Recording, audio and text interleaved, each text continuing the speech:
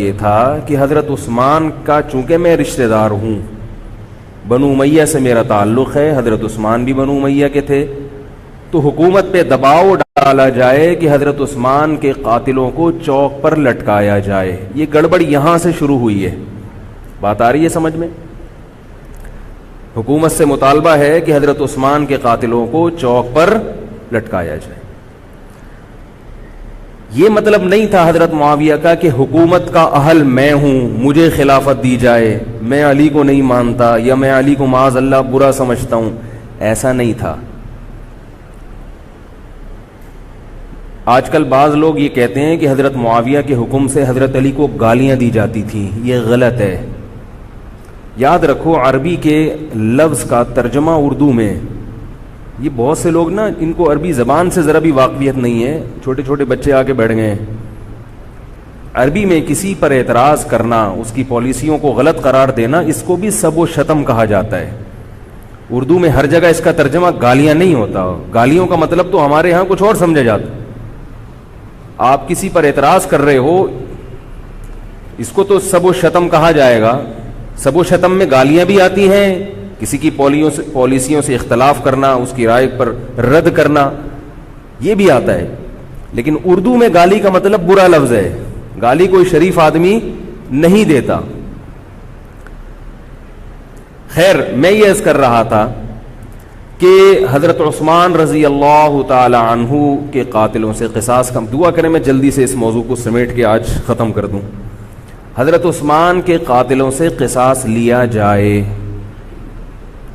حضرت علی رضی اللہ تعالیٰ عنہ کا موقف یہ تھا کہ مدینہ میں حضرت عثمان کے قاتلوں کا جو ٹولہ ہے وہ اتنا مضبوط ہے کہ اگر میں نے ان سب کو پکڑ پکڑ کے لٹکانا شروع کر دیا تو مدینہ میں امن و امان کی صورتحال خراب ہو جائے گی۔ حکومت بھی دہشت گردی کے خلاف جب ایکشن لیتی ہے تو یہ سوچتی ہے نا کہ دہشت گردوں میں کتنی پاور ہے، تمیز سے، طریقے سے۔ اب یہ ایک اختلاف تھا جو بڑھنا شروع ہو گیا۔ اس اختلاف کے پیچھے نہ حکومت کی لالچ، نہ پیسے کی لالچ، نہ دولت، یہ سب الزامات ہیں اسلام دشمنوں کے جو انہوں نے صحابہ پر لگائے ہیں۔ نہ حضرت علی پر کوئی الزام لگایا جا سکتا ہے اس مسئلے میں، نہ حضرت معاویہ پر۔ رائے کا اختلاف ہے، رائے کا اختلاف۔ ابتدا میں حضرت معاویہ کے ساتھ بہت سارے صحابہ تھے، میں یہ تو نہیں کہہ رہا زیادہ، بہت سارے صحابہ، جن میں حضرت عائشہ رضی اللہ تعالی عنہا بھی تھی۔ بعد میں حضرت عائشہ رضی اللہ تعالی عنہا کا موقف تبدیل ہو گیا جب انہوں نے دیکھا کہ اس سے مسئلہ حل ہونے کے بجائے اور بگڑ رہا ہے۔ تو حضرت معاویہ نے حضرت علی کی بیعت سے انکار کیا، کہا کہ جب تک حضرت عثمان کے قاتلوں کو چوک پہ نہیں لٹکایا جاتا میں آپ کے ہاتھ پہ بیعت کرنے کے لیے تیار نہیں ہوں۔ یہ حضرت معاویہ کی رائے تھی۔ حضرت علی کی رائے یہ تھی کہ میرے لیے یہ فی الحال ممکن نہیں ہے، لہذا، اور اس سے ہو کیا رہا ہے، حکومت دو حصوں میں ڈیوائیڈ ہو رہی ہے۔ ان کی رائے یہ تھی کہ حضرت معاویہ رضی اللہ تعالی عنہ کو اپنے اس مطالبے سے دستبردار ہو کر میرے ہاتھ پہ بیعت کر لینی چاہیے۔ اور قرآن کا حکم ہے وَإِن طَائِفَتَانِ مِنَ الْمُؤْمِنِينَ اقْتَتَلُوا فَأَصْلِحُوا بَيْنَهُمَا فَإِن بَغَتْ إِحْدَاهُمَا عَلَى الْأُخْرَى فَقَاتِلُوا الَّتِي تَبْغِي حَتَّى تَفِيءَ إِلَى أَمْرِ اللَّهِ، کہ اگر مسلمانوں کا کوئی فریق بغاوت پہ اتر آئے، حکومت وقت سے لڑائی کرے، قاتل التی تبغی، تو جو طبقہ حکومت کو تسلیم نہیں کر رہا یا حکومت کے خلاف بغاوت کر رہا ہے اس سے قتال کرو۔ حضرت علی کا موقف یہ تھا کہ قرآن مجید کی یہ آیت مجھ سے مطالبہ کر رہی ہے کہ جو لوگ میرے ہاتھ پہ بیعت نہیں ہو رہے جبکہ میری خلافت قائم ہو چکی ہے، تو میں مسلمانوں میں تاکہ اختلاف اور انتشار نہ ہو، میں اس فریق کو تلوار کے زور سے بیعت کرنے پر مجبور کروں۔ بات آ رہی ہے سمجھ میں کہ نہیں آ رہی ہے؟ آج تو پولیس بھی نہیں بلا سکتے، موبائل ہی نہیں ہے بھائی، بند پڑے ہوئے، ورنہ میں پولیس بلوا لیتا آج آپ کو بات سمجھانے کے۔ لیکن میں کہتا ہوں کہ میں پولیس اگر بلواتا، اگر پولیس ہی کو سمجھ میں نہیں آئی، یہ بھی تو بڑا مسئلہ ہے۔ خیر، تو حضرت علی کا موقف یہ تھا. حضرت معاویہ کا موقف یہ تھا کہ حکومت کے خلاف بغاوت غلط ہے نا. جس کو حکومت مان لیا ہو, جب تک میں نے خلیفہ مانا ہی نہیں ہے تو میرا یہ عمل بغاوت نہیں کہلائے گا. یہ اختلاف رائے ہے, اور یہ اختلاف صحابہ میں بھی ہوا ہے, تابعین میں بھی ہوا ہے, ائمہ مجتہدین میں بھی ہوا ہے, اور آج تک ہوتا آ رہا ہے. اس قسم کے اختلافات مکمل ختم نہیں ہو سکتے. یہ صحابہ میں بھی ہوا ہے. قرآن و حدیث کو سمجھنے کا اختلاف کہا جاتا ہے اس کو. اور اس اختلاف کے بارے میں نبی صلی اللہ علیہ وسلم کی صحیح حدیث ہے, اذا اجتہد المجتہد فإن أصاب فله أجران وإن أخطأ فله أجر واحد.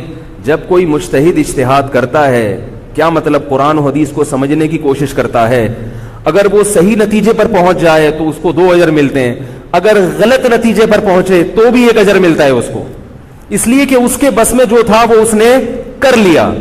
اب پیغمبر تو موجود نہیں ہے جو آ کے بتائیں گے کہ یہ صحیح کر رہا ہے, یہ غلط کر رہا ہے. میں نے اپنے ایک استاد سے ایک مرتبہ پوچھا کہ حضرت یہ علماء میں جب اختلاف ہوتا ہے کسی مسئلے میں تو عوام بڑی پریشان ہوتی ہے, کیا کریں ہم؟ انہوں نے فرمایا کہ عوام کو یہ بتاؤ کہ ہم پیغمبر نہیں ہیں اور ہم پیغمبر سے براہ راست مسئلہ پوچھ نہیں سکتے. ہمارے پاس جو قرآن و سنت ہے اور جو فقہائے کرام نے اس قرآن و سنت کی تشریح کی ہے, جو فقہ کی کتابیں ہیں, ہم اس میں دیکھتے ہیں. اب اس میں 2 علماء کی رائے میں اگر اختلاف ہو جائے تو اس اختلاف کو ختم کرنے کا ہمارے پاس کوئی راستہ نہیں ہے. نبی ہوتے تو ہم پوچھ لیتے, جب راستہ نہیں ہے تو بھائی اللہ کے نبی نے فرما دیا کہ جو تمہارے بس میں ہے وہ کر لو. اگر درست بات تک پہنچ گئے ڈبل اجر, نہیں پہنچے تو بھی اجر. اس میں ہمیں بتا دیا کہ اسلام پر عمل کے لیے اتنا کافی ہے کہ جو تمہاری استطاعت میں ہے وہ کر لو. نہیں آئی بات سمجھ میں؟ اب یہ اختلاف چھوٹے مسائل میں بھی ہو سکتا ہے اور بڑے مسائل میں بھی ہو سکتا ہے. تیسری بھی ایک جماعت تھی. یہ 2 اختلاف تو پتہ چل گئے نا, حضرت علی کا موقف, حضرت معاویہ کا موقف.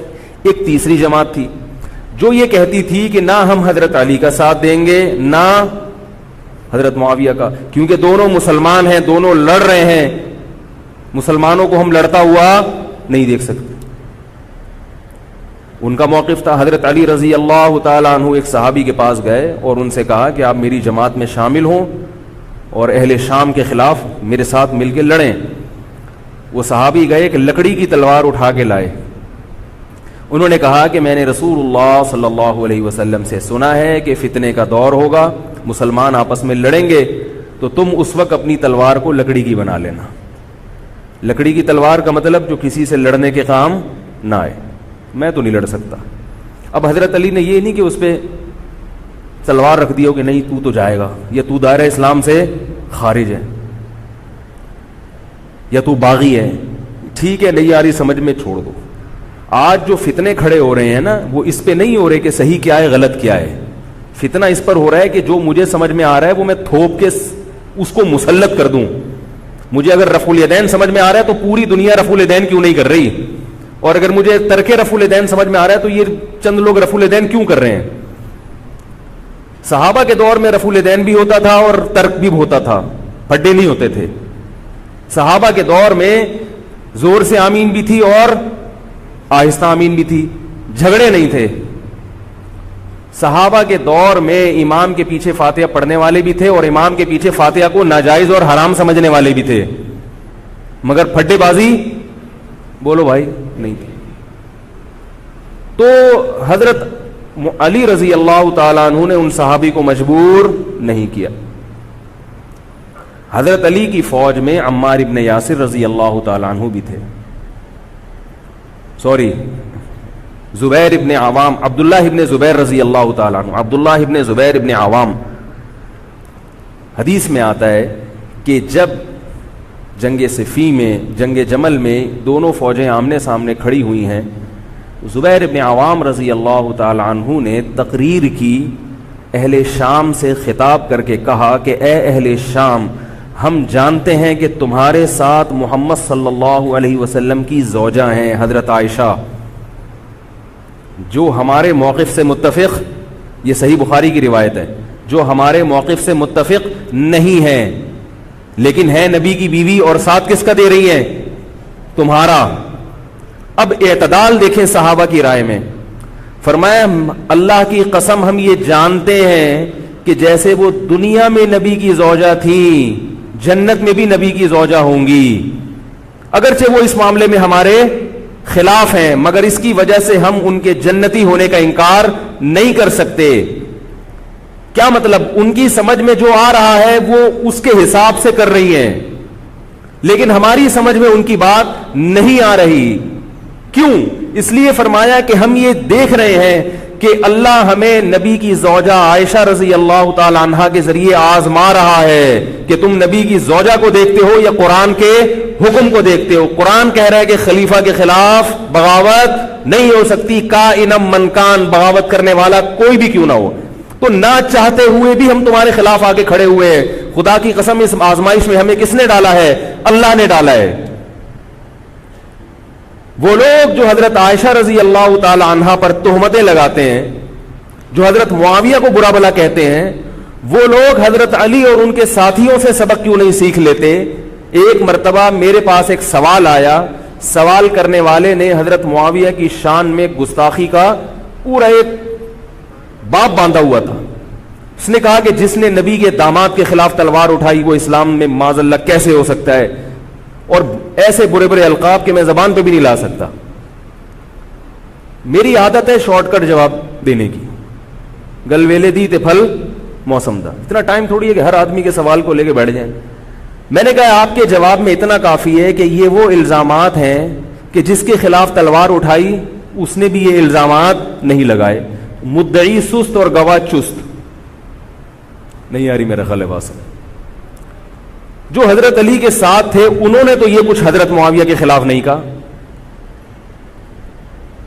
انہوں نے تو وہ تو پھر بھی جنتی مان رہے ہیں، ایک دوسرے کی نماز جنازہ میں شریک ہو رہے ہیں، مال غنیمت کو تقسیم نہیں کر رہے، ایک دوسرے کی عورت پہ ہاتھ نہیں اٹھا رہے، احترام کر رہے ہیں، ایک دوسرے کے پیچھے جنگ ختم ہونے کے بعد نمازیں پڑھی جا رہی ہیں۔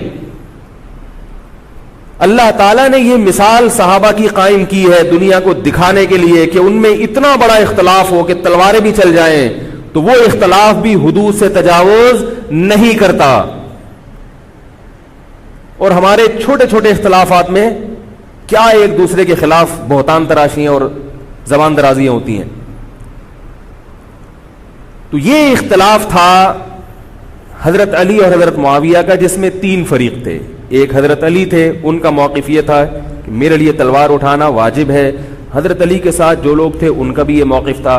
حضرت معاویہ کا یہ موقف تھا کہ میں باغیوں کی فہرست میں آتا نہیں ہوں۔ کیوں نہیں آتا؟ اس لیے نہیں آتا کہ میں نے خلافت کو تسلیم نہیں کیا، اور ان کے ساتھ بھی صحابہ کرام کی ایک جماعت تھی۔ اور تیسرا موقف، بہت سارے صحابہ یہ تھے جو کہتے تھے ہم کسی کا ساتھ نہیں دیں گے، دونوں طرف مسلمان ہیں، ہماری تلوار سے کسی مسلمان کا خون ہو ہم یہ برداشت نہیں کر سکتے۔ ہماری رائے یہ ہے، اہل سنت والجماعت کی رائے یہ ہے کہ یہ ان تینوں فریقوں میں جو برحق تھے وہ حضرت علی تھے، کیونکہ حکومت تھی ان کے پاس۔ باقی جو دونوں فریق تھے صحابہ کرام کے، ان سے غلطی ہوئی ہے، مگر یہ غلطی اجتہادی ہے، یہ نفس پرستی والی غلطی، حکومت کی لالچ والی، دولت کی لالچ والی، یا ہٹ دھرمی والی یا ضد والی غلطی بولو بھائی نہیں ہے۔ یہ وہ غلطی ہے جس کے بارے میں محمد صلی اللہ علیہ وسلم نے فرمایا کہ اگر مجتہد سے غلطی ہوتی ہے تو بھی اس کو اجر ملتا ہے، کیونکہ اللہ نے قرآن میں فرمایا فاتقوا اللہ ما استطعتم، اللہ سے اتنا ڈرو جتنی تم میں استطاعت ہے۔ تو ان کی جتنی سمجھ میں آیا انہوں نے اس حساب سے کیا۔ تو دو جنگیں ہوئی ہیں، جنگ جمل اور جنگ صفین۔ اب ایک اور بات ہے، تاریخی حقیقت ہے کہ دو جنگوں کے بعد حضرت علی رضی اللہ تعالی عنہ کو خوارج نے شہید کر دیا۔ یہ وہی خوارج جو حضرت عثمان کے قاتل تھے، انہوں نے شہید کس کو کیا؟ حضرت علی کو۔ حضرت علی کی شہادت کے بعد حضرت حسن رضی اللہ تعالی عنہ کی 6 مہینے تقریباً خلافت رہی ہے۔ حضرت حسن رضی اللہ تعالی عنہ نے امت میں جوڑ پیدا کرنے کے لیے حضرت معاویہ رضی اللہ تعالی عنہ سے سلو کر لی، اور خلافت سے دستبردار ہو کر حضرت معاویہ کے ہاتھ پر بیعت ہو گئے۔ نہیں آ رہی میرا خیال، پولیس کو فون کریں یار، بہت اہم بات ہے یہ، اس کو اچھی طرح سمجھ لیں، اللہ کرے سمجھ میں آ جائے۔ تو جب یہ ہو گیا تو مسئلہ ختم ہو گیا نا. لوگوں نے حضرت حسن سے کہا, یہ میں بالکل مستند روایتیں پیش کر رہا ہوں, اس کے سب کے حوالے ہیں, اور بہت ایسا نہیں ہے کہ تاریخ کی کتابوں کے, یہ احادیث کی کتابوں کے سے پیش کر رہا ہوں. حدیث کا جو معیار ہے وہ تاریخی کتب سے بہت زیادہ ہوتا ہے. لوگوں نے حضرت حسن سے یہ کہا کہ یہ تو عار اور ذلت کی بات ہے کہ آپ کے والد نے جس کے خلاف 2 جنگیں لڑی ہوں, تو آپ اپنے والد کی جس سے دشمنی رہی ہو, بیٹا اس سے بیعت ہو رہا ہے. ہمارے ہاں اس کا تصور ہے. سیاسی لوٹے ہمارے ہاں بہت ہیں, مگر وہ بھی دنیاوی مفاد میں دائیں بائیں لڑکتے ہیں. آخرت کی خاطر کوئی اپنے ہوتے سے دستبردار ہو جائے, یہ نہیں ہوتا. حضرت حسن اہل بیت میں سے ہیں. حضرت حسن بیعت ہو گئے کس کے ہاتھ پر؟ حضرت معاویہ. لوگوں نے کہا یہ عار اور ذلت کی بات ہے.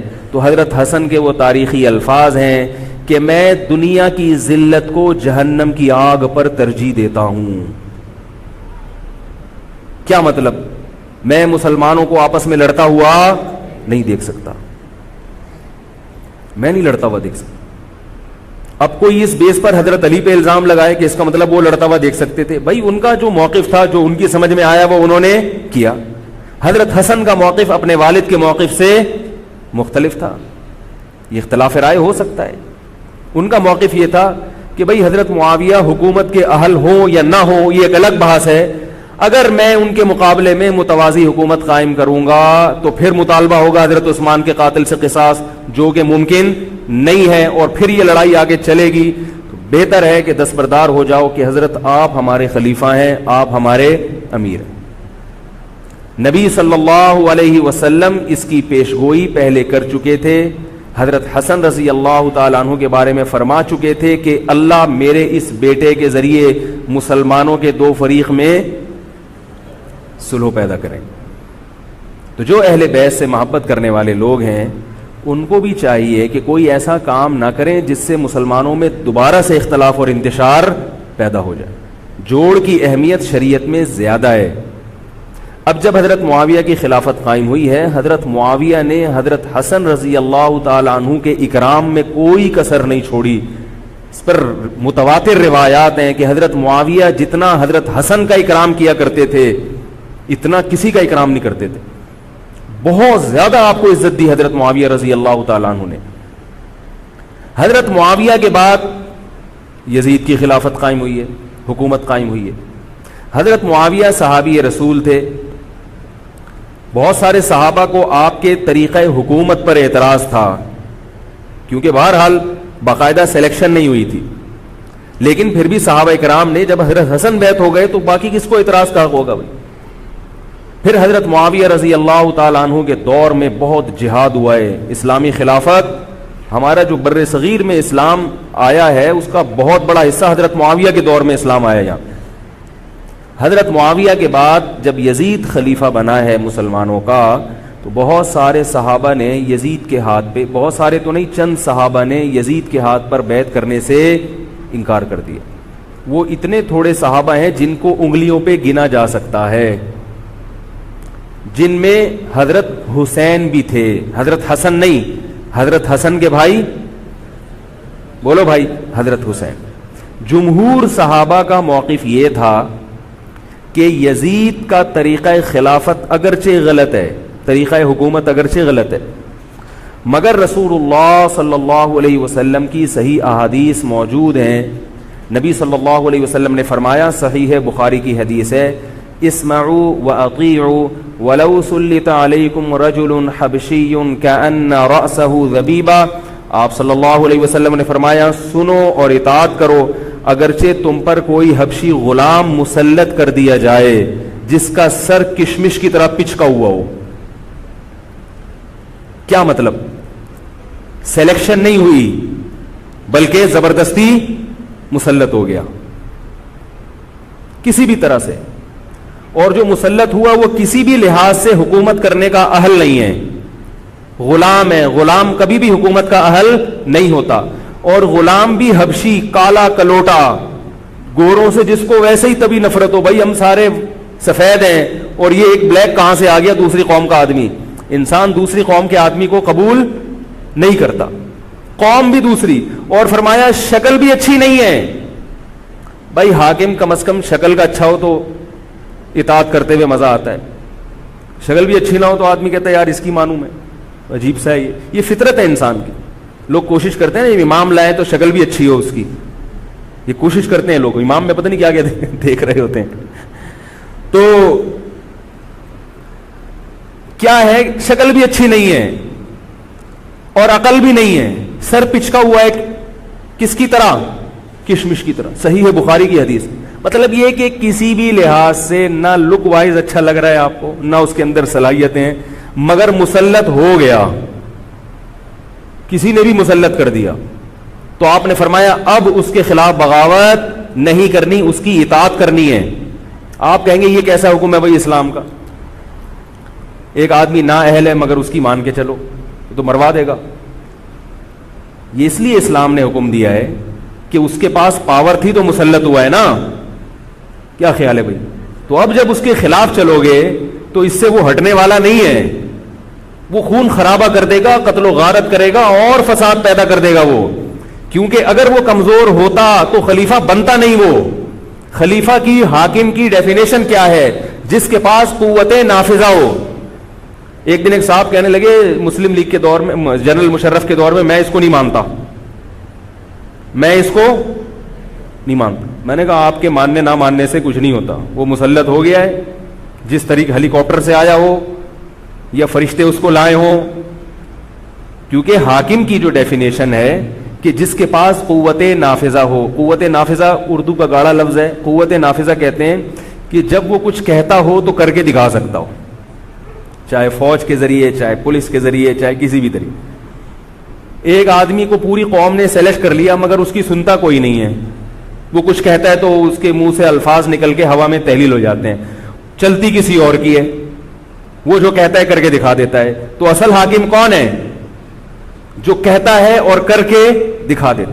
اب یہ ایک الگ بحث ہے کہ یہ ظالم ہے, یہ غلط طریقے سے آیا ہے, اس پر بحث ہو سکتی ہے کہ جب یہ غلط طریقے سے آیا ہے تو اس کو قانون کے دائرے میں رہ کے ہٹانے کی کوشش کی جائے. لیکن مسلح بغاوت کرنا, اس کے خلاف بندوق اٹھانا, اس کے خلاف تلوار اٹھانا, اس کی شریعت نے اجازت نہیں دی. میں یہ نہیں کہہ رہا کہ اس کی مخالفت کی اجازت نہیں دی. نبی صلی اللہ علیہ وسلم نے فرمایا سب سے بہترین جہاد ظالم بادشاہ کے سامنے حق بات کہنا ہے. کہنے کی حد تک آپ کو مخالفت کی اجازت ہے کہ بھائی یہ جو وزیر اعظم کا بیان آیا ہے یہ بیان ملک کا بیڑا غرق کر دے گا, ان کی پالیسیاں صحیح, جیسے آج کل ہو رہا ہے کہ اخباروں میں کالم نگار اپنی اپنی رائے لکھتے ہیں حکمرانوں کے بارے میں, لکھنے کی حد تک, بولنے کی حد تک ہے. آپ مسلح دستہ لے کے بغاوت کرنے پر آ جائیں, اس کی شریعت نے اجازت, بول لو بھائی کچھ نہیں ہوتا. یہ قرآن اور سنت سے بات ثابت ہے, اس کی شریعت نے اجازت نہیں دی ہے, کیونکہ آپ یہ کریں گے تو اللہ نے دنیا کو اسباب کے ساتھ جوڑا ہوا ہے. آپ کے پاس کچھ بھی نہیں ہے, نہ آپ کے پاس ٹینک ہے, نہ آپ کے پاس آرمی ہے, نہ آپ کے پاس پولیس ہے, آپ کے پاس صرف جذبہ ہے. خالی جذبہ اگر کارآمد ہوتا تو نوح علیہ الصلوۃ والسلام اور آپ کے ساتھ جو 40 افراد تھے ان میں بہت جذبہ تھا, مگر ایک طرف پوری دنیا تھی. اللہ نے جہاد کا حکم نہیں دیا. اللہ تعالیٰ نے اس دنیا کو صرف جذبات کے ساتھ یا ایمان کے ساتھ منسلک نہیں کیا, اس دنیا کو دارالاسباب بنایا ہے. جذبے کے ساتھ ساتھ کچھ طاقت اور قوت بھی ہونی چاہیے, اور یہ قوت حکومت کے پاس ہوتی ہے, پبلک کے پاس بول لو یار نہیں.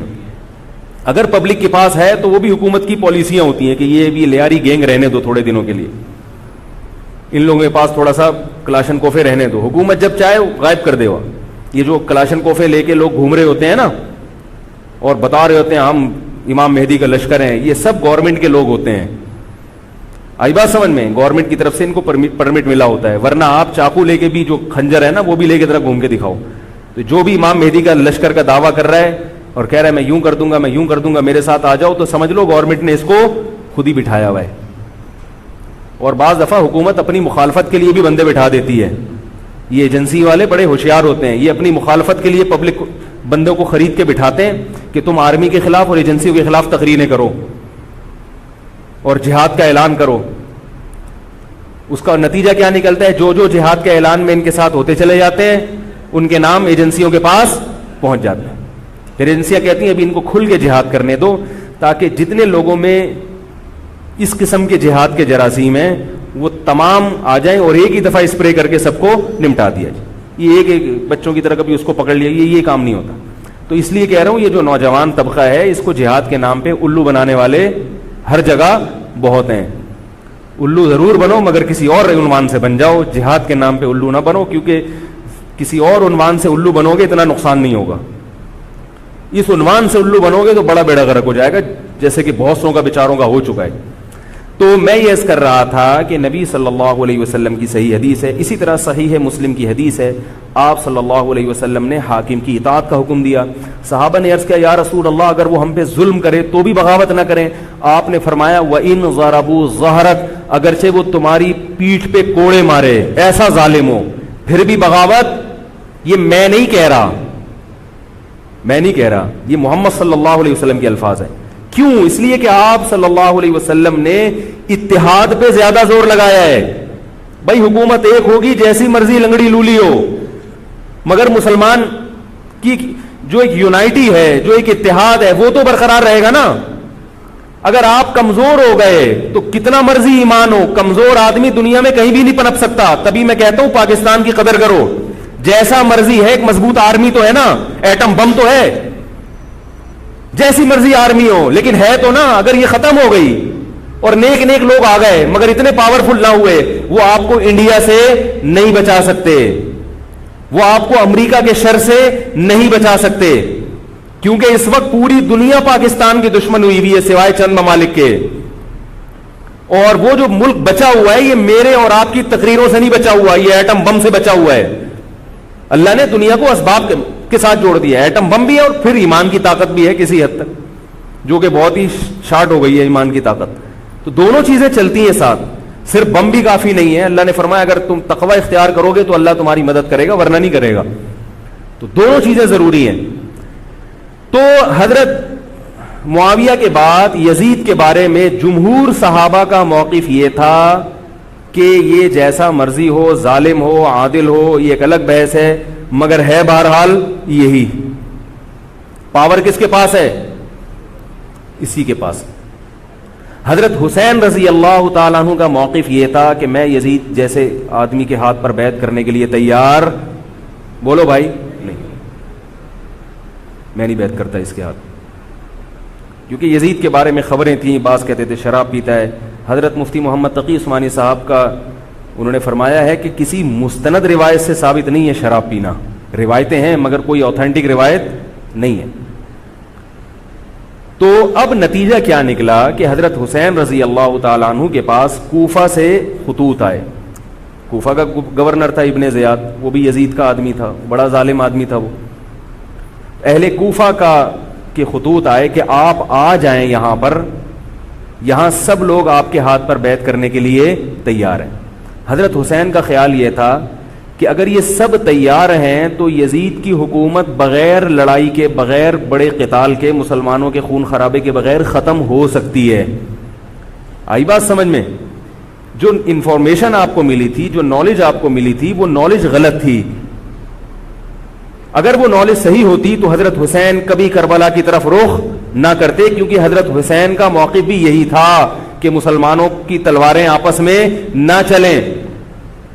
حضرت حسین رضی اللہ تعالیٰ عنہ کے پاس جب 50 سے زیادہ خطوط آئے ہیں اہل کوفہ کی طرف سے کہ آپ آئیے, آپ آئیے, آپ آئیے, تو پہلے حضرت حسین رضی اللہ تعالیٰ عنہ نے اپنے رشتہ دار جو آپ کے چچزاد تھے مسلم بن عقیل, ان کو بھیجا.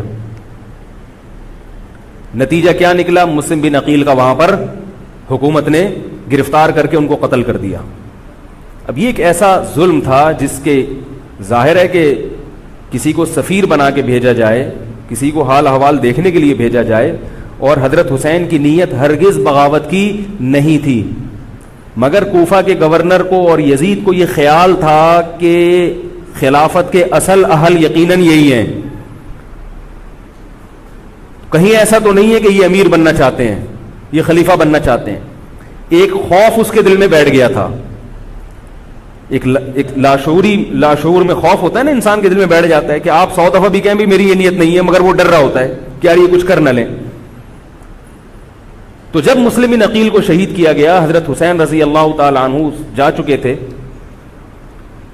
جب حضرت حسین رضی اللہ تعالی عنہ کوفہ کی طرف جا رہے تھے, بہت سارے صحابہ نے آپ کو منع کیا, جن میں عبداللہ ابن عمر رضی اللہ تعالی عنہ بھی تھے, عبداللہ ابن عباس رضی اللہ تعالی عنہ بھی, کہ آپ یہ کام نہ کریں. بعض نے تو کہا کہ ہمیں آپ کی شہادت کا یقین ہے, کیونکہ جس حالات میں آپ جا رہے ہیں حکومت یہ سمجھے گی کہ بغاوت کرنے آ رہے ہیں, لہذا وہ آپ کو کیا کرے گی, اس بیس پہ قتل نہیں کرے گی کہ آپ نواسہ رسول ہیں, کیونکہ وہ بھی مسلمان تھے. اس بیس پہ قتل کرے گی کہ آپ کی نیت کیا ہے, حکومت کے خلاف بغاوت. تو ان کے پاس ایک اپنے آپ کو برحق ثابت کرنے کے لیے ایک دلیل ہوگی کہ حکومت کا باغی جو بھی ہو اسے کیا کر دو, قتل. رسول اللہ صلی اللہ علیہ وسلم نے فرمایا, صحیح حدیث ہے, کہ جب مسلمان کسی ایک امیر پہ جمع ہو جائیں تو اس کے خلاف جو بھی اٹھے, نبی نے فرمایا اس کو قتل کر دو, کائنم من کان, چاہے وہ اس کے خلاف اٹھنے والا کتنا ہی نیک کیوں نہ ہو. یہ حدیث کے الفاظ ہیں. حضرت حسین کا موقف یہ تھا کہ میں نے ابھی تک یزید کی خلافت اور حکومت کو تسلیم نہیں کیا, لہذا میں اس وعید میں داخل نہیں ہوں. اب ہوا یہ ہے کہ حضرت حسین رضی اللہ تعالی عنہ جب گئے ہیں اور کربلا کے مقام پہ پہنچے ہیں, تو وہاں آپ رضی اللہ تعالیٰ عنہ کو مسلم بن عقیل کی شہادت کا بھی پتہ چلا, اور اندازہ ہوا, میں بہت شارٹ کر کے سنا رہا ہوں, اندازہ ہوا کہ حالات ایسے نہیں ہیں جیسے میں سمجھ رہا تھا. عبید اللہ جو ابن زیاد تھا بدبخت, اس نے حضرت حسین کو یہ کہا کہ بغیر کسی شرط کے حضرت حسین کو گرفتار کر کے لاؤ اور میرے ہاتھ پر بیعت کراؤ. یہ رسول اللہ صلی اللہ علیہ وسلم کے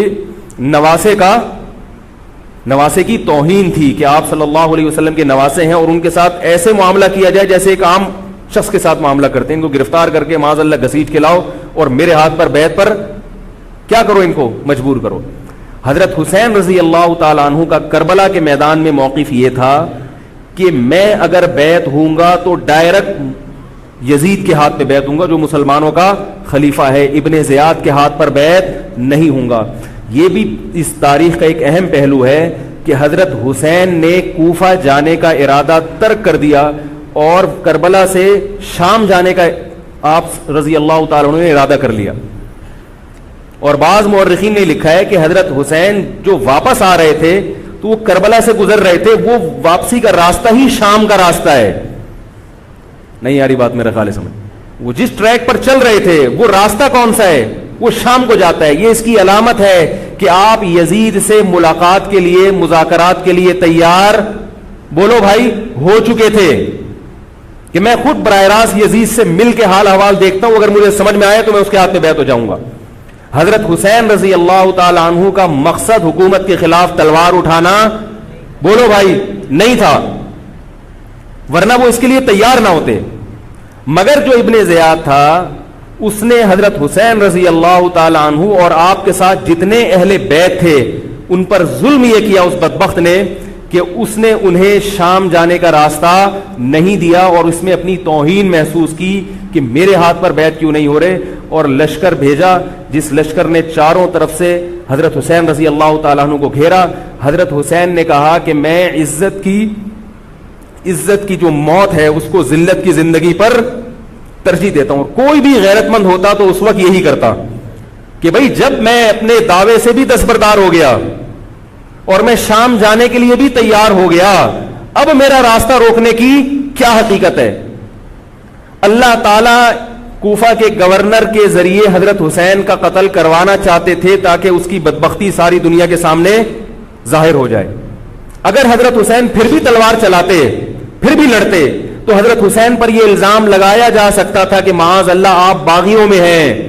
تو اللہ تعالیٰ نے اپنے نبی کے نواسے کو اس الزام سے محفوظ رکھا اور آپ نے لڑائی کا ارادہ ترک کر دیا. حضرت حسین نے کربلا کے میدان میں جو لڑائی لڑی ہے وہ اقدامی لڑائی نہیں تھی, وہ دفاعی لڑائی تھی. دیکھو جب حکومت آپ کو گھیر لے چاروں طرف سے, آپ کہیں ٹھیک ہے بھائی میں لڑائی سے دستبردار ہوتا ہوں, مجھے میرے گھر جانے دو. حضرت حسین کا ایک مطالبہ یہ بھی تھا کہ یا تو مجھے واپس جانے دو مدینہ, میں جہاں سے آیا ہوں وہیں جا رہا ہوں واپس, مکہ جانے دو یا مدینہ جانے دو. ان کا ایک مطالبہ تھا کہ نہیں، ان کو گرفتار کر کے لاؤ اور زبردستی ہمارے ہاتھ پر بیعت کراؤ. یہ ظلم تھا. نتیجہ کیا نکلا ہے کہ کربلا کے میدان میں آپ کو گھیر کر آپ کو بھی شہید کر دیا گیا، اور جتنے اہل بیت تھے مرد سوائے امام زین العابدین کے جو حضرت حسین رضی اللہ حضرت حسن کے بیٹے تھے، ان کے علاوہ جتنے بھی اہل بیت تھے ان سب کو قتل کر دیا گیا. اور یہ اسلامی تاریخ پر ایک بدنما داغ ہے یہ واقعہ کہ ایک اسلامی حکومت تھی اور اس کے اسلامی حکمران تھے، اور ان حکمرانوں کے ہاتھوں محمد صلی اللہ علیہ وسلم کے نواسے کا سر جو ہے وہ گردن اڑائی گئی ہے. مجھ سے خدا کی قسم یہ الفاظ ادا نہیں ہو رہے، میں اپنے جذبات پہ بہت زیادہ کنٹرول کر رہا ہوں. وہ منظر کیا ہوگا کہ جب نبی صلی اللہ علیہ وسلم کے نواسے آپ صلی اللہ علیہ وسلم کے نواسے کی گردن اڑائی گئی ہوگی. تو یہ بہت ایک اسلامی تاریخ میں ایک بدترین واقعہ ہے. لیکن بات یہ ہے کہ جب یہ واقعہ ہو گیا اور قتل کر دیا گیا، باقی جتنے بھی جو زندہ بچے تھے اہل بیت وہ یزید کے پاس لے جائے گئے. روایات میں آتا ہے کہ یزید نے ان کا اکرام کیا اور ان کو عزت کے ساتھ تحفے تحائف دے کر واپس کیا. یہ جو کربلا کے واقعات میں جو ظلم کی داستانیں اضافی بیان کی جاتی ہیں، اس کا مستند تاریخی روایات سے کوئی ثبوت بولو بھائی نہیں ملتا. اب لوگوں نے اپنی دکانیں چمکا لی ہیں، پانی نہیں تھا، کئی دنوں سے کھانا نہیں ملا. صحیح روایات سے ثابت ہے کہ حضرت حسین رضی اللہ تعالیٰ عنہ کربلا کے میدان میں وضو کر کے نماز پڑھتے تھے تو پانی تھا تو. اور بعض نے یہ کہا کہ اہل بیت کی عورتوں کی عزتیں اچھالی گئی ہیں. آپ اس طرح کی باتیں کر کے اہل بیت سے محبت کا اظہار کر رہے ہو یا ان کی توہین کر رہے ہو؟ بولو بھائی. اگر کوئی عزت دار پاک دامن عورت ہو، بالفرض اس کی عزت پہ ڈاکہ ڈلتا ہے بالفرض، تو آپ اس بات کو چھپاؤ گے نا، آپ جھوٹ بولو گے، بولو گے نہیں بھائی اس کی عزت پہ کوئی آنچ نہیں آئی ہے. کیونکہ جب عورت کی عزت کو آپ کوئی تار تار کر دے اور آپ ممبر پہ بیٹھ کے اس کو بتا دو تو وہ عزت تار تار ہونے سے اتنی بے عزتی نہیں ہوگی جتنی اس بات کو بیان کرنے سے اس کی بے عزتی ہوگی. حقیقت یہ ہے کہ کسی مستند روایت سے ثابت نہیں ہے کہ اہل بیت کی عورتوں کی عزتوں کو اچھالا گیا. وہ نبی کے گھرانے کی عورتیں تھیں، ان کا ناخن بھی کوئی نامحرم مرد نہیں دیکھ پاتا تھا. دوپٹہ اتر گیا زینب کا اور زینب کی چادر چھن گئی، یہ سب غلط ہے، یہ سب من گھڑت باتیں ہیں. چونکہ وہ بہرحال مسلمان تھے جو حضرت حسین کے خلاف لڑ رہے تھے، ظالم تھے، اس میں کوئی شک نہیں ہے. اس سے بڑا ظلم اس کائنات میں ہوا نہیں ہوگا کہ ایک شخص جو اپنے آپ کو مسلمان کہتا ہے اور وہ نبی کے نواسے کو قتل کر دے اور اہل بیت کو قتل کر دے. اسلامی سیاست میں اتنی گندی تاریخ ہمیں کبھی بھی نہیں ملتی. حضرت عثمان کا بھی قتل ہوا، وہ بھی بہت بڑا ظلم تھا، مگر یہ ظلم اس ظلم کی نوعیت سے بڑھ کر تھا کیونکہ حضرت عثمان کا قتل حکومت کے ہاتھوں نہیں ہوا ہے، باغیوں کے ہاتھوں ہوا ہے. یہاں حضرت حسین کا قتل کس کے ہاتھوں ہوا ہے؟ حکومت کے ہاتھوں ہوا ہے جس پر لوگ بیعت کر چکے تھے. تو یہ اسلامی تاریخ میں ایک بہت بڑا بدنما داغ ہے، مگر اس کو بیان جس انداز سے کیا جاتا ہے اور جتنے قصے کہانیاں من گھڑت سنائے جاتے ہیں ان کا حقیقت سے تعلق نہیں ہے. ہماری نظر میں چاہے پانی بند کیا ہو یا نہیں کیا ہو، کھانا ملا ہو یا نہیں ملا ہو، ہماری نظر میں حضرت حسین رضی اللہ تعالی عنہ کا سر قلم کر دینا ہی کائنات کا بدترین ظلم ہے. یہی ایسا ظلم ہے کہ جس پر جتنا غم کیا جائے کم ہے. غم منایا نہیں، غم کیا جائے. منانا الگ چیز ہے، غمزدہ ہونا الگ چیز ہے. لیکن جو آگے اس میں تڑکا لگایا جاتا ہے اس کا حقائق سے تعلق بولو بھائی نہیں ہے. یہ دکانیں ہیں جو چمکائی، اس میں سب برابر ہیں، شیعہ بھی سنی بھی. بہت سارے سنی علماء بھی کربلا کے واقعے کو بہت ہی بھیانک انداز سے بیان کرتے ہیں. اور مقصد کیا ہوتا ہے؟ پبلک کو رلانا. ایک رونا وہ ہوتا ہے جو خود سے آئے اور ایک رونا ہوتا ہے باقاعدہ آپ کو آرڈر پہ رونے کے لیے اور رلانے کے لیے بلایا جائے. وہ رمضان میں نے بتایا تھا نا کہ میں نے ختم قرآن پہ دعا کی تو مجھے رونا آ گیا، بہت زیادہ رونا آیا. اگلے دن ایک صاحب کہنے لگے مولوی صاحب آج بھی ایسی ایک دعا ہو جائے. میں نے کہا میں آرڈر پہ نہیں روتا، میں آرڈر پہ نہیں روتا. اب تو آ بھی رہا ہوگا تو نہیں آئے گا. نہ انسان کسی کے مشورے سے ہنس سکتا ہے اور نہ انسان کسی کے مشورے سے اگر آپ کسی کے مشورے پہ رو رہے ہیں اس کا مطلب ڈرامے بازی. آپ کو فلم کا ایکٹر ہونا چاہیے, آپ کو ڈرامے جوائن کرنے چاہیے, وہاں آپ اچھے چل سکتے ہیں. جیسے کہ ہمارے ایک مشہور اسکالر ہیں, ان کے بارے میں لوگ یہ کہتے ہیں ان کو فلموں میں ہونا چاہیے تھا, پتہ نہیں یہ جیو پہ کیوں آ رہے ہیں. وہ آرڈر پہ روتے بھی ہیں, آرڈر پہ. اب چونکہ یوٹیوب کا دور ہے, میں پہلے جو کربلا کے واقعات جو لوگ بیان کرتے ہیں ان کی تقریریں نہیں سنتا تھا. اب کیا ہوتا ہے, بعض دفعہ بیٹھے ہوئے ہیں کہیں سفر پہ جا رہے ہیں تو یوٹیوب کی ویڈیو ہم نے کہا چلو یار ہم بھی سن لیں. ایسی چہک چہک کے منہ بنا بنا کے گھما گھما کے تقریریں ہوتی ہیں, لگتا ہے کہ یہ باقاعدہ ایک ڈرامہ ہے, اداکار ہے, فنکار ہے جس کو ڈرامے بازی کے لیے یہاں پر. یہ حضرت حسین کی شہادت کو کیش کرا رہے ہیں. یہ حضرت حسین سے محبت کرنے والے نہیں ہیں, یہ ان کی شہادت کو. دیکھو اس کی مثال ایسے جیسے کوئی محلے میں مر گیا, کسی سیٹھ کا بیٹا مرا, اب آپ کو سیٹھ سے قرضہ چاہیے تو سب سے زیادہ آپ روگے نا, تاکہ سیٹھ صاحب سمجھیں کہ محبت سب سے زیادہ کس کو ہے, آپ کو. تو آپ اس کی بیٹے کی موت کو کیا کرا رہے ہو, کیش کرا رہے ہو. بعض لوگ کسی کی شہادت کو کیش کراتے ہیں, کسی پہ ظلم کو کیش کراتے ہیں. تو میں پھر عرض کروں کہ بہت بدترین واقعہ ہے حضرت حسین رضی اللہ تعالیٰ عنہ کا سر لے جایا گیا یزید کے پاس. یزید بدبخت نے چھڑی سے آپ کے ہونٹوں کو چھوا. وہاں صحابی رسول نے فرمایا کہ ایسا مت کرو. فرمایا اللہ کی قسم میں نے ان ہونٹوں پہ بارہا محمد صلی اللہ علیہ وسلم کے ہونٹ رکھے ہوئے دیکھا ہے. بارہا میں نے دیکھا ہے کہ محمد صلی اللہ علیہ وسلم نے ان ہونٹوں کا بوسہ لیا ہے. بارہا میں نے دیکھا ہے. ان صحابی کے دل پہ کیا گزر رہی ہوگی جو حضرت حسین کے ساتھ یہ حرکت دیکھ رہے ہوں گے, جبکہ اسی حسین کو انہوں نے بارہا نبی کی گود میں بھی دیکھا اور بارہا نبی کے ہونٹوں کو بھی ان ہونٹوں سے مس ہوتے ہوئے دیکھا. تو جب یہ سر ان کے سامنے رکھا ہوگا اور اس کے ساتھ یہ حرکت ہو رہی ہوگی, ان صحابی کے جذبات کیا ہوں گے. مگر اس کے باوجود جو بتانے کی بات ہے, جو میں بتانا چاہتا ہوں, انہوں نے یزید کے خلاف بغاوت نہیں کی کہ جس یزید نے حضرت حسین کا یہ حشر کر دیا ہو, اگر اس کے خلاف بغاوت ہوگی تو باقی مسلمانوں کا کیا حشر کرے گا. اس میں صبر کی تلقین بھی صحابہ نے بتائی ہے کہ حاکم کے مظالم کو برداشت کیا جائے, زبان سے اس کو ہائی لائٹ کیا جائے کہ غلط ہو رہا ہے, تلوار نہ اٹھائی جائے. بات نہیں آ رہی میرے خیال ہے سمجھ میں, کیونکہ آج ایک واقعہ ہوا ہے ورنہ کربلا جیسے درجنوں اور واقعات ہو جائیں گے. تو صحابہ کرام کی سیرت میں ہمیں ہر طرح کے اسباق ملتے ہیں. تو میں یہ عرض کر رہا تھا کہ یہ ہے وہ کربلا کا واقعہ جس کا میں نے آپ کو خلاصہ بیان کیا. اس کے بعد کیا ہوا ہے کہ یہ جو بنو امیہ کی حکومت تھی, اس کی وہ ویلیو صحابہ کرام کے دل میں نہ رہی جو پہلے کسی حد تک برقرار تھی. یہ بہت ایک حکومت کے خلاف لوگوں کے دل میں بغض پیدا ہو گیا اور بالآخر بغاوتیں شروع ہوئیں. لیکن جمہور صحابہ کا موقف پھر بھی یہی تھا کہ حکومت کے خلاف بغاوت جائز, بولو بھائی, نہیں. اور اسی طرح کے ظالم لوگ آتے رہے اور انہی کی اولادوں میں بنو امیہ میں اللہ نے پھر عمر ابن عبدالعزیز کو پیدا کیا. عمر ابن عبدالعزیز بھی انہی ظالم لوگوں کی اولاد تھے, مگر اسلام چونکہ قیامت تک رہنے کے لیے آیا ہے تو اللہ کو اپنا دین محبوب ہے, اللہ غیب سے انتظام کرتے ہیں. عمر ابن عبدالعزیز جیسے ہی حکومت میں آئے ہیں, خلیفہ بنے ہیں, آپ رضی اللہ تعالی عنہ نے وہ بنو امیہ کی جو جاہلانہ چیزیں تھیں ان سب کو ختم کر دیا.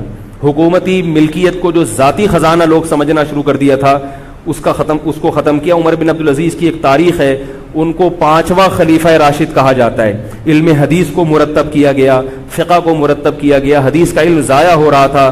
آپ نے حکم دیا کہ اکتب ما کان من حدیث رسول اللہ صلی اللہ علیہ وسلم فإنی اخاف ضیاع العلم والعلماء. فرمایا مجھے علم اور علماء کے ضائع ہونے کا خطرہ ہے, محمد صلی اللہ علیہ وسلم کی حدیثوں کو ریٹن فارم میں لایا جائے. تو باقاعدہ پھر حدیث کو باقاعدہ جمع کیا گیا کتابوں کی شکل میں, اور آج ہمارے پاس وہ حدیث محفوظ ہیں. فقہاء کرام کا دور آیا تو اللہ تعالیٰ نے حضرت عمر بن عبدالعزیز کے دور میں امت کو الحمدللہ دوبارہ جمع کر دیا. عمر بن عبدالعزیز کے بعد پھر بغاوتیں ہوئیں, بالآخر بنو امیہ کی حکومت کا خاتمہ ہوا, بنو عباس کی حکومت آئی, مگر بنو عباس کی حکومت آنے سے بنو امیہ کی حکومت مکمل ختم نہیں ہوئی. وہی ہوا کہ آپ نے اچھی نیت سے بغاوت کی مگر اس کا نقصان زیادہ. وہ کیا ہوا, بنو امیہ بھاگ گئے, اندلس میں حکومت قائم کر لی, اور ادھر بنو عباس کی. تو یہ تاریخ میں پہلا واقعہ تھا کہ اسلامی خلافت دو حصوں میں ڈیوائیڈ ہو گئی. اس کے بعد آج تک ایک جگہ مسلمان جمع نہیں ہو سکے. کیوں؟ مسلمانوں نے اس حدیث کی مخالفت کی کہ امیر کے خلاف بغاوت, بولو بھائی, نہیں کرو. اب میں آپ سے ایک بات کہتا ہوں کہ بالآخر ڈیوائیڈ ہوتے ہوتے ہوتے ہوتے آج پتہ نہیں کتنے سارے اسلامی ملک بن گئے. پاکستان میں الگ ہے, سعودی عرب کی پالیسیاں الگ ہیں, دبئی الگ چل رہا ہے, قطر اور سعودیہ کا پھڈا ختم نہیں ہو رہا. 1920 تک تو پھر بھی خلافت عثمانیہ تھی, اگرچہ پوری دنیا پہ نہیں تھی. ہندوستان میں الگ حکومت تھی, خلافت عثمانیہ الگ تھی, اندلس میں الگ حکومت تھی, مگر پھر بھی مسلمانوں کی 3-4 بڑی بڑی حکومتیں تھیں جو ایک, اور کسی حد تک ان میں اتحاد تھا. 1920 میں وہ بھی ختم, اور اتنے سارے ممالک وجود میں آ گئے, سب کی الگ الگ پالیسیاں ہیں. اب جو آدمی خلافت کے نام پہ جہاد کی بات کرتا ہے وہ لوگوں کو ایک امیر پہ جمع نہیں کرے گا. جتنے ملک بن چکے ہیں نا, ان کو مزید توڑ کے, اگر یہ 20 ہیں تو 40 بنا دے گا ان کو. بہت مشکل ہے سمجھانا بھائی. اب اگر کوئی کہتا ہے نا ظالم حاکم کے خلاف تحریک چلاؤ, آؤ ہمارے ساتھ مسلح بغاوت میں شامل ہو, ہم حکومت کے خلاف تلوار اٹھائیں گے, تو نتیجہ کیا نکلے گا؟ یہ سارے مل کے ایک امیر نہیں بن جائیں گے. یہ اگر 20 ہے نا تو کتنے ہو جائیں گے؟ بولو بھائی, 40. جیسے جو جماعت المسلمین بنی نا کہ 4 فقہ ہیں, حنفی, شافعی, مالکی, ہم نہیں مانتے, تو سب کو ختم کرو, ایک بناؤ. تو اس ایک بننے سے یہ ختم نہیں ہوئے, بلکہ 4 کے بعد کتنے ہو گئے؟ 5 ہو گئے. نہیں آ رہی بات میرا خیال؟ آ رہی ہے الحمدللہ.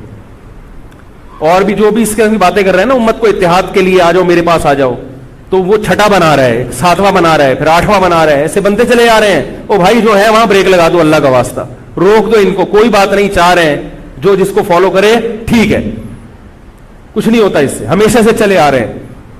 تو اب اگر ایک خلیفہ نہیں ہے, ہونا تو چاہیے ایک ہی خلیفہ, نہیں ہے تو جو ہے اسی پہ گزارا کرو, ورنہ اس سے بھی جاؤ گے, تمہاری کوئی مضبوط طاقت اور قوت ہوگی نہیں. کافر جب چاہے گا تمہیں ٹیشو پیپر کی طرح استعمال کر کے پھینک دے گا. تو کربلا کے واقعہ سے ہمیں کیا سبق ملتا ہے؟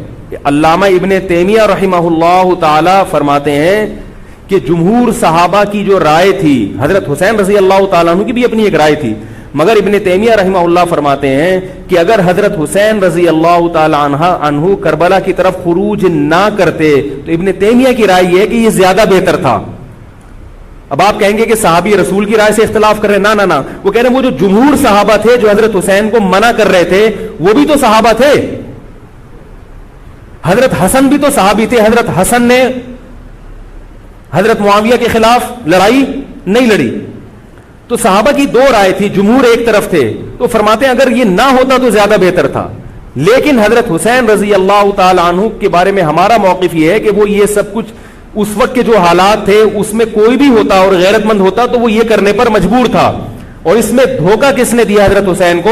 اہل کوفہ نے, جس کا حضرت حسین کو علم نہیں ہو سکا. اب میں آپ سے ایک بات عرض کر رہا ہوں, یہ تو میں نے کربلا کی تاریخ کا آپ کو خلاصہ بیان کیا ہے. اس میں جو میں نے ایک دعویٰ کیا کہ اس میں مظالم جو بیان کیے جاتے ہیں اس میں غلو ہے بہت, اس غلو کی ایک دلیل گل ویلے دی تے پھل موسم دا. اب میں آپ کو تاریخی کتابوں کے حوالے دوں, وہ بہت لمبی بات ہوگی, اس میں بہت تضاد ہے.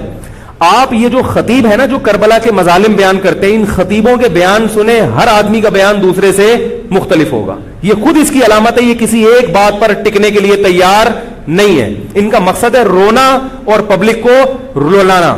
رونے کا اپنا ایک مزہ ہے. آپ کہیں گے بھائی رلانے میں کیا ملتا ہے؟ بھائی جیسے ہنسنے کا مزہ ہے ایسے ہی آرڈر پہ باقاعدہ رونے کا بھی ایک تو رونا غم سے ہو رہا ہوتا ہے, اس میں مزہ نہیں آتا. ایک آرڈر پہ جب انسان روتا ہے اس کا اپنا ایک مزہ ہے. تو اللہ کے بندو, حضرت حسین کی شہادت کو کیش مت کراؤ. صحابہ کرام پہ جو مظالم ہوئے ہیں ان کو آپ اپنی ذات کو چمکانے کا اور اپنی دکانداری کا ذریعہ نہ بنائیں, چاہے کوئی سنی ہو یا شیعہ ہو. بعض سنی لوگ بھی بے وقت تڑکا لگاتے ہیں اس میں. تو ایسا نہیں ہے. اس بارے میں نے جو اسٹڈی کی ہے, مطالعہ کیا ہے, سب سے زیادہ مضبوط تحریر, سب سے زیادہ مضبوط موقف حضرت مفتی محمد تقی عثمانی صاحب دامت برکاتہم کا ہے. حضرت مفتی محمد تقی عثمانی صاحب دامت برکاتہم کی شخصیت ایسی ہے, دیکھو جو مولوی ہوتا ہے نا وہ مولویوں کو سمجھتا ہے, پبلک نہیں سمجھتی. ڈاکٹر کو پتا ہے نا کہ کون سا ڈاکٹر اچھا ہے کون سا گڑبڑ ہے. عام آدمی تو اس کو اچھا سمجھے گی, اچھا سمجھیں گے جو لوگوں کو الو بنا رہا ہے. پبلک کو نہیں پتا ہوتا کہ کس میں کتنا دم ہے. او بھائی سونار کو پتا ہوگا نا کہ یہ اصلی سونا ہے یا ہمارے جاننے والے ہیں کباڑ, وہ دھات پہ ہاتھ رکھ کے بتاتے ہیں پیتل ہے, سونا ہے, تانبا ہے, لوہا ہے, ہاتھ رکھ کے بتا دے گا. حالانکہ اس نے کسی یونیورسٹی سے کوئی کورس نہیں کیا, نہ کوئی سائنسدان ہے. وہ کام کیا ہے کباڑ کا, ساری زندگی یہی کام کیا ہے. تو جو مولوی لوگ ہوتے ہیں ان کی ساری زندگی اسی میں گزری ہوتی ہے, پڑھنے پڑھانے میں, بشرطے کہ ہوں بھی مولوی. روحانی علاج والے مولوی نہیں ہوتے, نام کے مولوی ہوتے ہیں. ان کو پڑھنے کے علاوہ دنیا کا سارے کام آتے ہیں. کتابوں سے ان کو نفرت ہوتی ہے, جھاڑ پھونک جن چڑیل وہ اسی سے دکانداری چمچاتے ہیں. ہر داڑھی والا ہر پگڑی والا مولوی نہیں ہوتا. تو جو مولوی ہوتا ہے اس کو پتا ہوتا ہے کہ کون سا مولوی کتنے پانی میں ہے. تو میں تو نہیں دعویٰ کرتا کہ میں عالم ہوں, لیکن آپ لوگ تو مجھے مولوی سمجھ کے آئے ہیں نا, عالم سمجھ کے آئے ہیں. تو آپ کے نظریے کے مطابق میں کہتا ہوں کہ اگر آپ مجھے عالم سمجھتے ہیں تو میں آپ کو بتاؤں کہ پاکستان میں حضرت مفتی محمد تقی عثمانی صاحب جیسا مضبوط علم والا, اور علم بھی بہت سے لوگوں کے پاس ہوتا ہے مگر اعتدال نہیں ہوتا طبیعت میں, وہ باہر کے ماحول سے متاثر ہو جاتے ہیں. حضرت مفتی محمد تقی عثمانی صاحب دامت برکاتہم العالیہ وہ علم میں مضبوط بھی ہیں, اور ان کی جو زبان سے نکلے ہوئے الفاظ یا ان کے قلم سے لکھی ہوئی تحریر بہت ہی نپی تلی ہوتی ہے. ایک حرف بھی اس میں غیر ضروری نہیں ہوتا, اور ایک حرف بھی ایسا نہیں ہوتا جو ضروری ہو اور نہ آیا ہو اس میں. بہت کسی فرقے کی مخالفت بھی کرتے ہیں, بڑی تمیز سے کرتے ہیں. وہ ہم لوگوں کی کیا عادت ہوتی ہے, جب کسی کے خلاف چلو تو کوشش کرو دائرہ اسلام سے کسی طرح باہر نکل جائے. کوشش یہی ہوتی ہے, وہ نکل نہیں رہا ہوتا تو مجبوراً پھر اس کو مسلمان ماننا پڑتا ہے. کیا خیال ہے؟ کوشش یہ ہوتی ہے کہ اسلام کا جو دائرہ ہے وہ اس میں رہوں اور 2-4 میرے مرید رہیں, لیکن چونکہ پبلک اس کو مانتی نہیں تو مجبوراً ان کو بھی دائرہ اسلام میں داخل کرنا پڑتا. تو حضرت مفتی محمد تقی عثمانی صاحب کی جو تحریریں ہیں وہ بڑی جاندار ہوتی ہیں. ان کو پڑھا کرو اللہ کے بندو. عالم کا یوٹیوب سے نہیں پتہ چلتا کون مفتی ہے کون کیا ہے. حضرت مفتی تقی عثمانی صاحب کی پاکستان میں اتنی عزت نہیں ہے جتنا غیروں نے ان کو عزت دی ہے. سعودی عرب میں جاؤ, امام حرم ان سے مسائل پوچھتے ہیں. ایک صاحب نے مجھے بتایا کہ میں نے امام حرم کو 25 منٹ تک ان سے فون پہ بات کرتے ہوئے دیکھا, اور ان سے مسائل پوچھتے ہوئے. عرب علماء ان کی قدر کر رہے ہیں, ملیشیا میں ان کی قدر ہے, پاکستان میں لوگوں کو ان کا پتہ ہی نہیں. میں یہ نہیں کہہ رہا کہ وہ ان سے کوئی خطا ہو ہی نہیں سکتی. تکافل کے معاملے میں حضرت مفتی محمد تقی عثمانی صاحب کی جو رائے ہے, تو میں تو بہت ہی چھوٹا آدمی ہوں, میں یہ نہیں کہہ سکتا, لیکن جن علماء کی رائے ان کے خلاف ہے میرا موقف بھی وہی ہے. میں تکافل کے معاملے میں حضرت مفتی تقی عثمانی صاحب کی رائے کو ہم لوگ صحیح نہیں سمجھتے, لیکن بہرحال اجتہادی اختلاف ہے, یہ نہیں کہ وہ غلط ہیں. تو ہماری رائے ہے کہ اس معاملے میں حضرت سے اجتہادی غلطی ہوئی ہے. میری نہیں, میں تو بہت چھوٹا آدمی ہوں ان کے مقابلے میں, لیکن ہمارے بڑوں کی رائے ہے. اور اس کی جو میں نے ٹوٹی پھوٹا جو اس میں تحقیق کی ہے, مجھے بھی تکافل کے ناجائز ہونے پر اطمینان ہے. بہت اس میں بحث کی ہے, دارالعلوم کے علماء سے بھی ملا ہوں. حضرت مفتی محمد تقی عثمانی صاحب دامت برکاتہم کے ساتھ جو مجلس ہوئی جامعۃ الرشید کے علماء کی 3 گھنٹے, اس مجلس میں بھی میں موجود تھا. تو میں نے دونوں طرف کے دلائل بہت اچھی طرح سے سنے ہیں, تو مجھے اس کے ناجائز ہونے پر اطمینان ہے. لیکن مسئلہ اختلافی ہے, تو جب بڑے حضرات میں جو بڑے علماء ہیں ان میں جب اختلاف ہوتا ہے تو پھر عوام کو چاہیے کہ جس کی رائے پہ ذل زیادہ مائل ہو رہا ہے اس کی رائے کو فالو کر لے, کسی دوسرے پر اعتراض نہ کرے. بات آ رہی ہے سمجھ میں؟ انشورنس کا متبادل ہے نا تکافل, پاک قطر تکافل, یا یہ سب میری رائے میں یہ سب ناجائز ہے. اس پر میں کبھی بیان کروں گا کیوں ناجائز ہے. تو بیان تو نہیں کرنا چاہیے, ان اختلافی مسائل کو ممبر پہ نہیں لانا چاہیے, لیکن یہ کہ اب ہر عالم تک اپنی بات پہنچانا بڑا مشکل ہے. تو میں چاہتا ہوں ایک بیان ایسا ہو تاکہ علماء تک بات پہنچ جائے. پھر علماء جب دونوں طرف کے دلائل رکھ کے فیصلہ کر لیں گے جس عالم کی جو رائے بنے, تاکہ دوسرا پہلو سامنے آ جائے. ابھی تو صرف جواز کا پہلو لوگوں کے سامنے آ رہا ہے, عدم جواز والا نہیں آ رہا, تاکہ دونوں پہلو آئیں. پھر علماء کی جو رائے بنے گی, جو جس کی رائے کو فالو کرتا ہے, ٹھیک ہے بھائی. تو میں یہ عرض کر رہا تھا, حضرت مفتی محمد تقی عثمانی صاحب بہت بڑے عالم ہیں, ان کی قدر کر لیں. ان کی تحریریں بڑی معتدل ہوتی ہیں, اور ان کی رائے بہت ہی معتدل ہوتی ہے اور بہت مدلل ہوتی ہے. تو کربلا کے بارے میں, یزید کے بارے میں جو حضرت مفتی محمد تقی عثمانی صاحب کی رائے ہے, وہ وہی ہے جو میں نے آپ کے سامنے بیان کی ہے. بات آ رہی ہے؟ نہیں آ رہی میرا خیال ہے. تو میں یہ نہیں کہہ رہا کہ میں نے ان کی تقلیداً ان کی تقلید میں یہ سب بیان کیا ہے, بلکہ جو مطالعہ کیا تو اس کے بعد ان کی رائے بہت زیادہ جاندار لگی ہے. اور یہ جو میں عرض کر رہا ہوں نا کہ یہ جو کربلا کے واقعات بیان کیے جاتے ہیں, ہر خطیب کا بیان دوسرے خطیب سے مختلف ہے. یہ خود اس کی علامت ہے کہ دال میں کچھ کالا کالا ہے, یہ ایک جگہ ٹکتے کیوں نہیں ہیں, ٹکتے کیوں نہیں ہیں. تو اب میں ایک بات عرض کروں, اسی طرح یزید کے بارے میں لوگ سوال پوچھتے ہیں یزید کیا, تو یزید کے بارے میں بھی دونوں طرف ہماری رائے کے حساب سے غلو ہے. یزید کے دور میں حضرت حسین کا قتل یقیناً ہوا ہے, مگر کسی ایک مستند روایت سے یہ ثابت نہیں کہ یزید نے حکم دیا تھا حضرت حسین کو قتل کرنے کا. یہ کہیں بھی روایت میں ثابت نہیں آ رہی میرا خیال ہے. کوفہ کے گورنر کے حکم سے قتل ضرور ہوا ہے, لیکن کیا یزید نے اس کا آرڈر دیا تھا, اس کا کسی مستند روایت میں ثبوت بولو بھائی نہیں ملتا. لیکن اس بنیاد پہ یزید کو رحمت اللہ علیہ کہنا یہ بھی غلط ہے.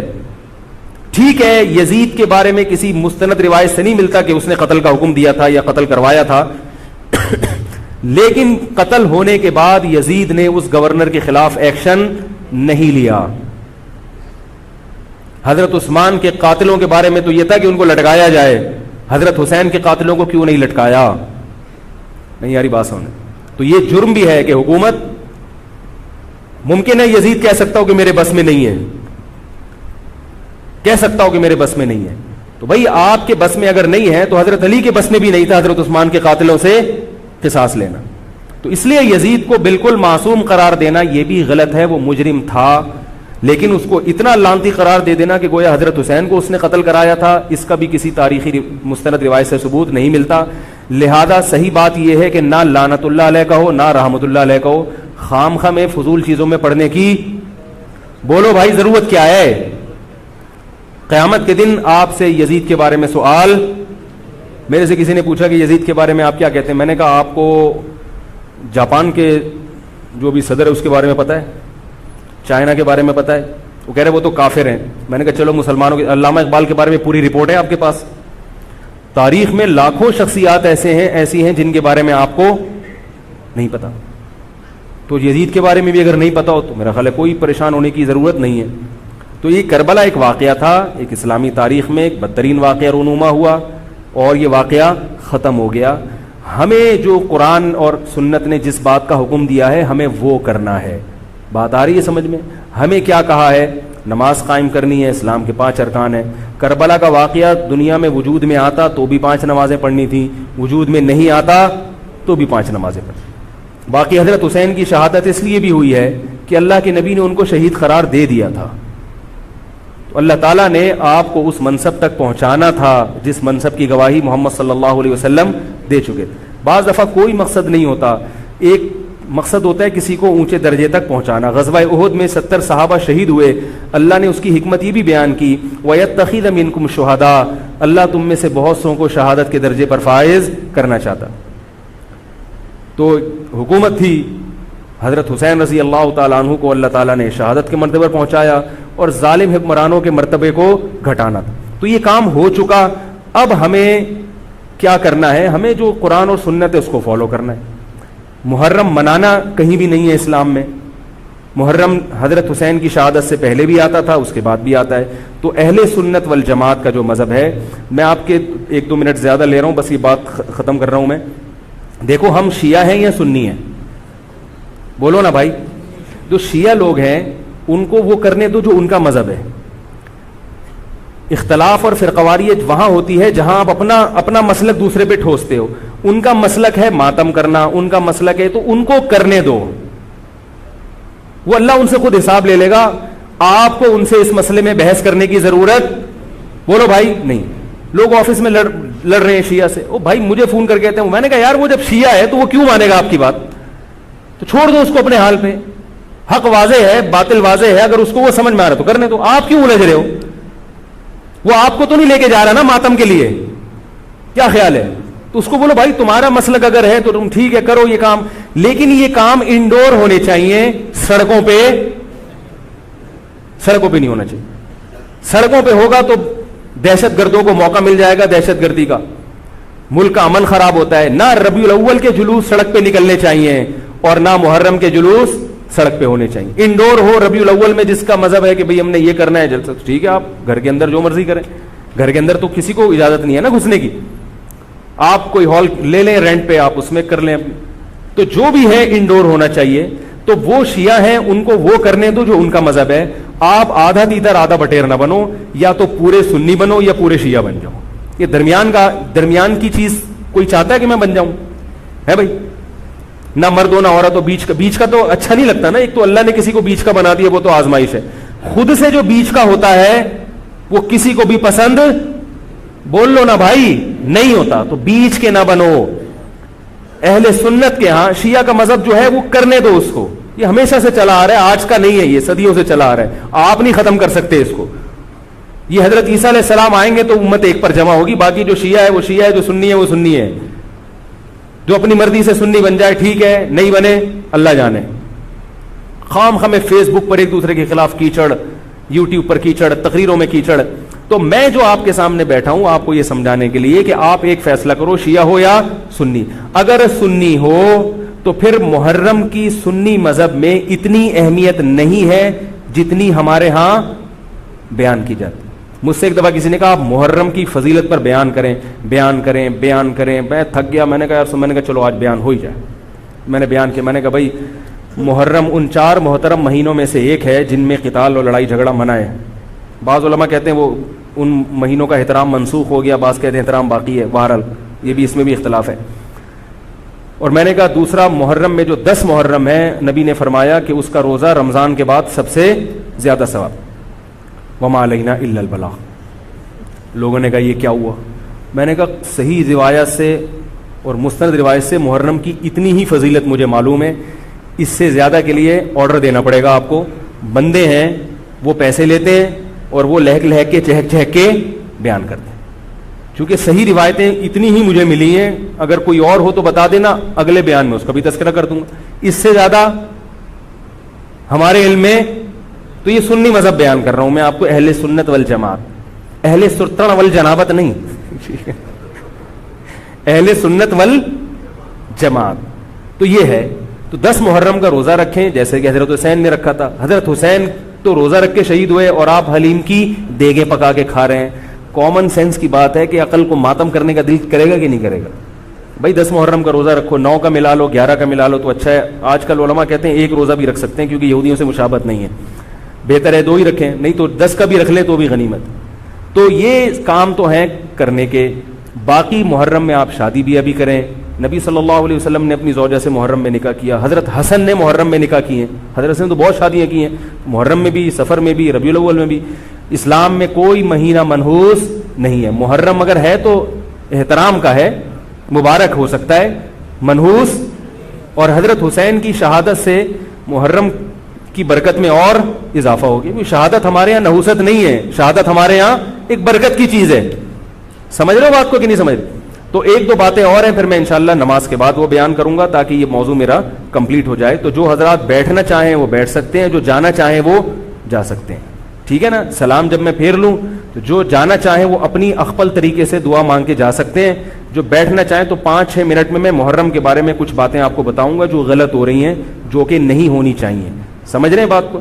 سبحانک اللہم و بحمدک نشہد ان لا الہ الا انت نستغفرک.